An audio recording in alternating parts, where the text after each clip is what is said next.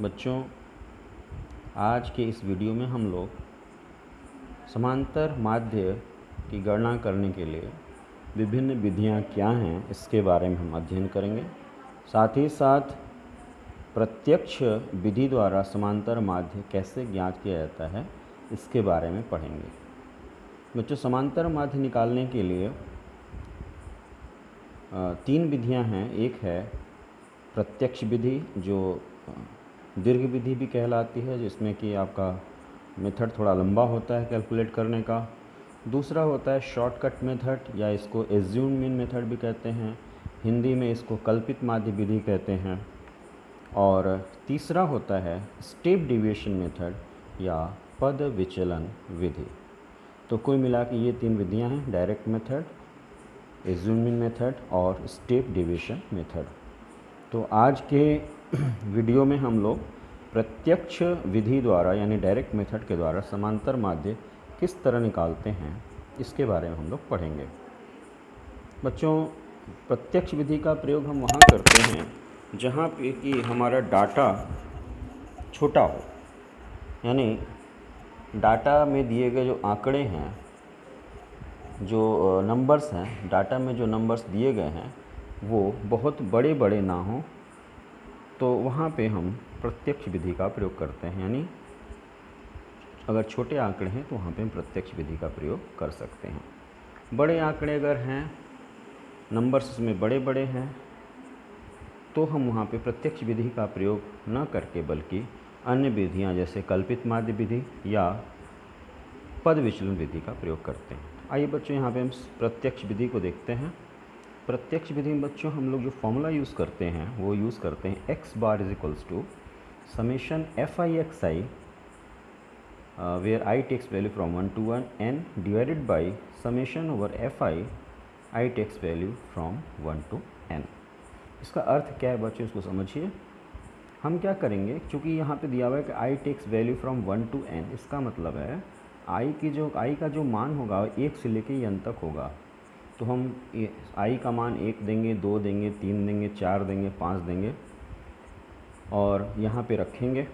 आई का मान 1, 2, 3, 4, 5 ऐसे करते हुए n तक देंगे और फिर जो वैल्यूज़ आएंगे इसको हम जोड़ देंगे। जैसे हमने अगर आई का मान 1 दिया तो f1 x1 आया, f1 और x1। फिर 2 दिया तो f2 x2 आया, 3 दिया आई का मान तो f3 x3 आया। फाइनली हम n तक दे सकते हैं तो fn xn आया। चूँकि यहाँ समेशन लगा हुआ है तो इन सभी वैल्यूज़ को हम जोड़ देंगे। नीचे देखिए लिखा है summation f i takes value from 1 to n, यानी यहाँ पे आई का मान 1 to n देना है। तो 1 दिया तो f1 आया, 2 दिया तो f2 आया, 3 दिया तो f3 आया, n दिया तो fn आया। तो कुल मिला के ये रिज़ल्ट मिला। यानी आपको जब मीन निकालना होगा तो ऑब्जर्वेशन में फ्रीक्वेंसी का गुणा करेंगे, ऑब्जर्वेशन फ्रीक्वेंसी का गुणा करेंगे और फिर इस टाइप के जितने रिज़ल्ट आएंगे उनको जो आप जोड़ देंगे बटे फ्रीक्वेंसी जो भी है उसको जोड़ देंगे। इतना कैलकुलेशन करने के बाद जो रिज़ल्ट आएगा वही आपका मीन होगा। इस फार्मूले का प्रयोग करके जब हम मीन निकालते हैं तो ये मेथड कहलाता है प्रत्यक्ष विधि या डायरेक्ट मेथड। तो आइए इसको समझते हैं थोड़ा, किस तरह से हम प्रत्यक्ष विधि की गणना हम करते हैं, प्रत्यक्ष विधि से समांतर माध्य की गणना करते हैं। बच्चों, यहाँ पे दो चीज़ें आपको दी रहेंगी एग्जाम उसमें क्वेश्चन में, क्लास इंटरवल दिया रहेगा और फ्रीक्वेंसी दी रहेगी। जैसे यहाँ पे क्लास इंटरवल हमारा है C1 से लेके C2, फिर C2 से लेके C3, C3 से C4, C4 से C5 एंड सो ऑन। और इस क्लास इंटरवल के करस्पॉन्डिंग जो फ्रीक्वेंसी है वो f1 है। यानी इस क्लास इंटरवल में आंकड़े जो आ रहे हैं f1 आंकड़े आ रहे हैं, इस क्लास इंटरवल में f2 आंकड़े आ रहे हैं, इस क्लास इंटरवल में f3 आंकड़े आ रहे हैं। तो इस तरह से ये दिया हुआ है। तो क्वेश्चन में सिर्फ आपको इतना पोर्शन देगा और अगर आपको सॉल्व करना है तो क्या करना पड़ेगा, आप क्लास इंटरवल का कॉलम बना लीजिए, फ्रीक्वेंसी कॉलम बना लीजिए। इसके बाद एक कॉलम बनाएंगे आप मिड वैल्यू का कॉलम। मिड वैल्यू माने xi, और मिड वैल्यू का मतलब होता है कि आप क्लास इंटरवल की लोअर लिमिट और अपर लिमिट, ये लोअर लिमिट कहलाती है, ये अपर लिमिट कहलाती है। लोअर लिमिट अपर लिमिट को जोड़ेंगे और 2 का भाग दे देंगे। तो वो आपका मिड वैल्यू कहलाएगा। तो यानी x1 जो होगा, जो अगर वो पहले इंटरवल के लिए मिड वैल्यू है तो उसका मान होगा C1 + C2/2।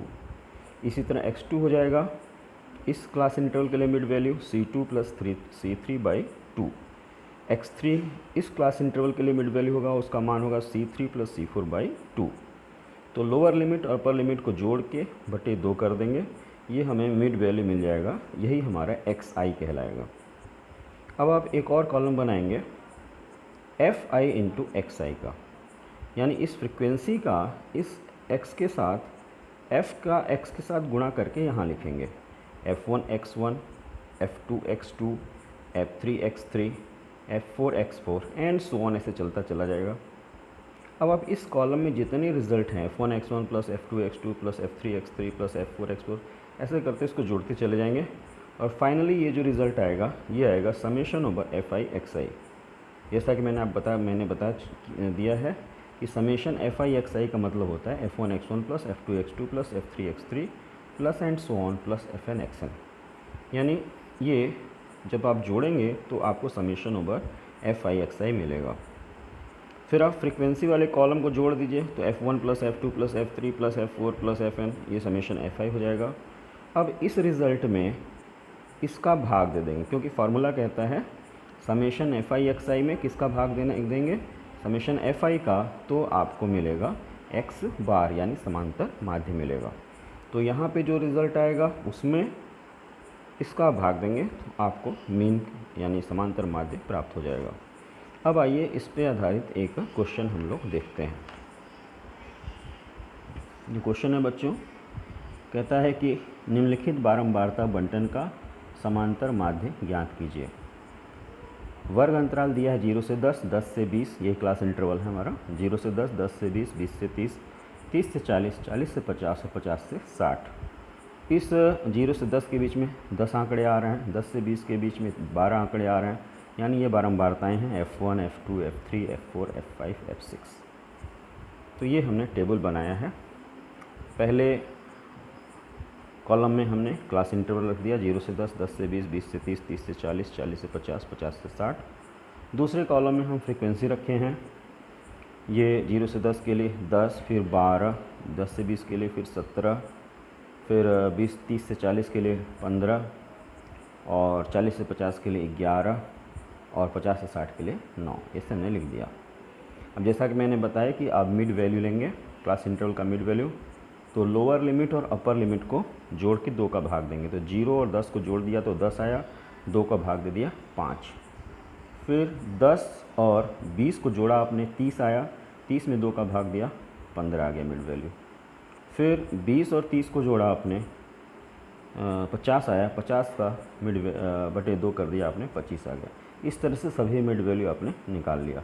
50 और 60 110 हो गया जोड़ने पर, बटे 2 कर दिया तो 55 आ गया। ये आपको मिड वैल्यू मिल गया।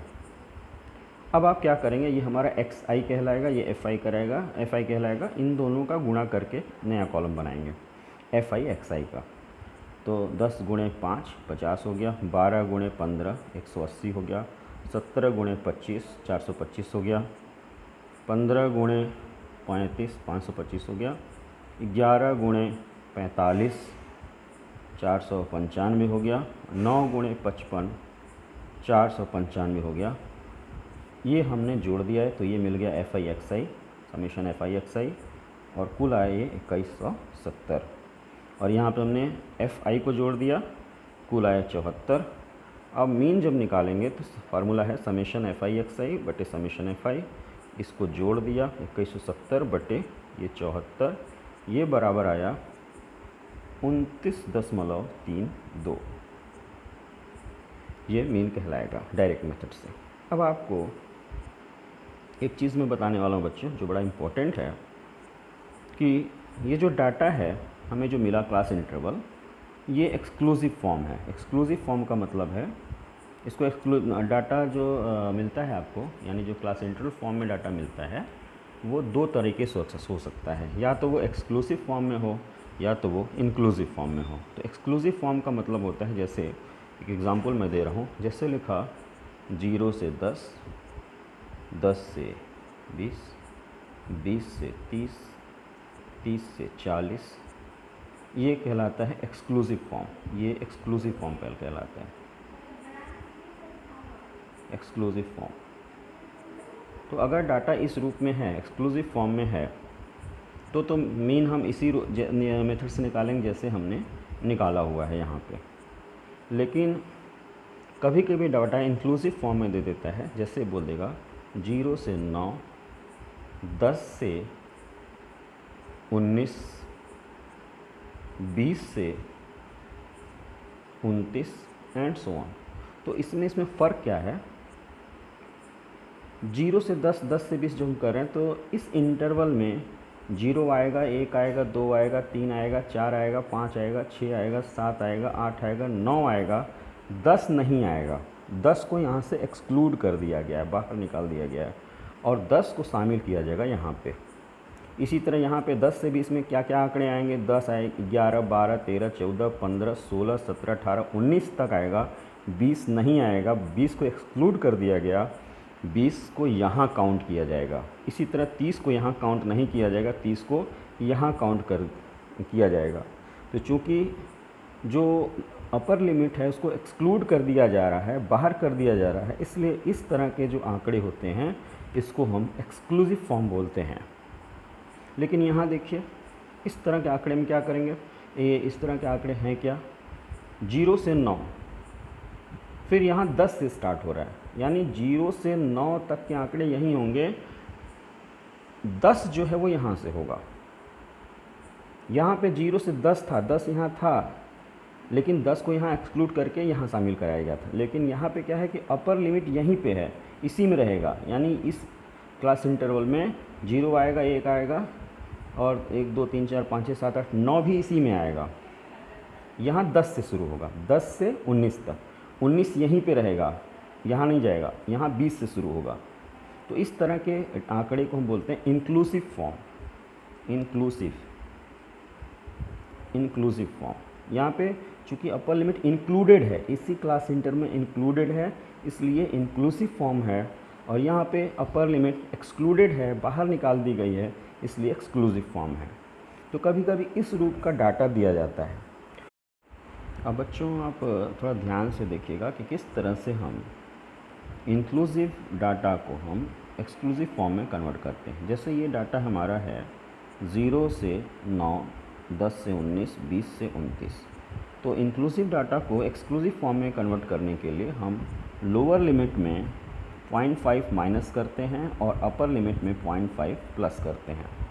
तो जैसे 0 to 9 है ये, तो हम इसमें 0 में 0.5 माइनस करेंगे तो हो जाएगा -0.5, और इसमें ऐड करेंगे तो ये हो जाएगा 9.5। फिर इसमें हम 10 में 0.5 माइनस करेंगे तो हो जाएगा 9.5, और यहाँ पे अपर लिमिट में ऐड करेंगे 0.5 तो हो जाएगा 19.5।